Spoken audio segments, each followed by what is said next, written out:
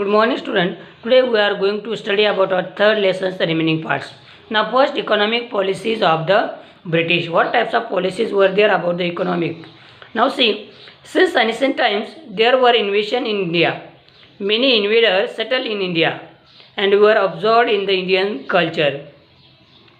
Even though they ruled here, they never made any changes in the basic Indian economic system. The British were an exception. England was a modern nation due to industrial revolution. Capitalist economy prevailed.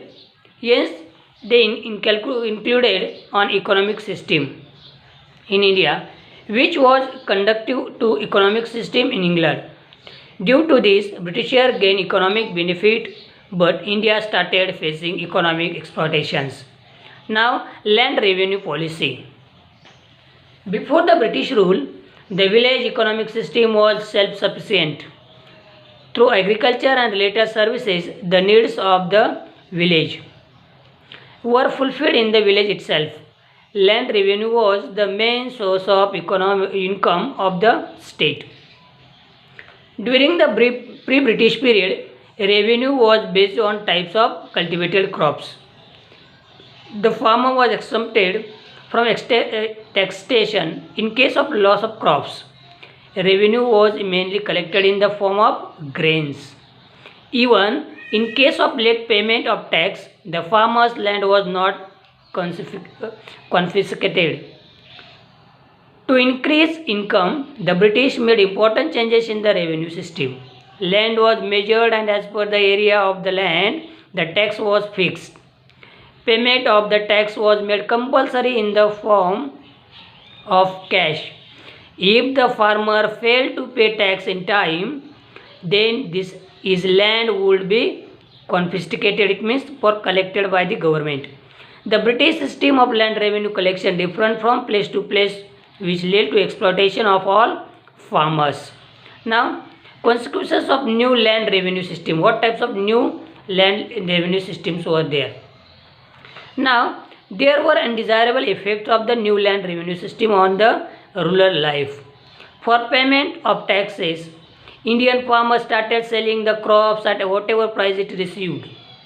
The merchants and brokers started purchasing their goods at a minimum rate. At a certain times, the farmer had to mortgage his land to the moneylender for arrangement of money to pay a tax. That's why farmers become bankrupt. In case of non-payment of loan, the farmer had to sell his land. The farmer was exploited by the government, zamindar, moneylender and merchants. Now, commercialization of the agriculture. Food grains were cultivated by the farmers before British came in our India. It used to fulfill their domestic needs as well as the needs of the village.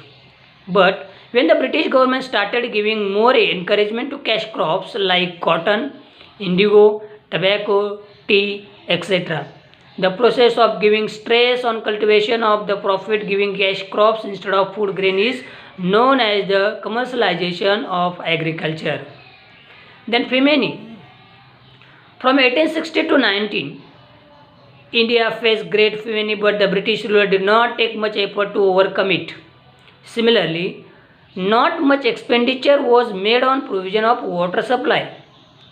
Then development in transport and communication system.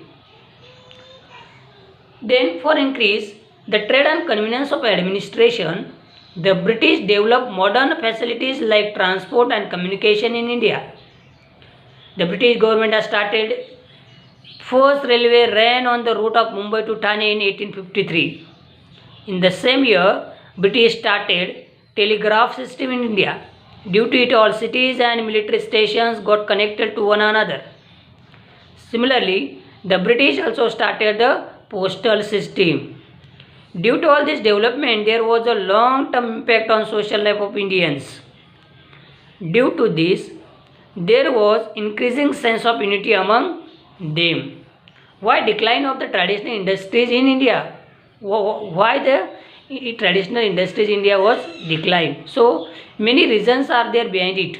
The British government obtained huge taxes on goods exported from India to England.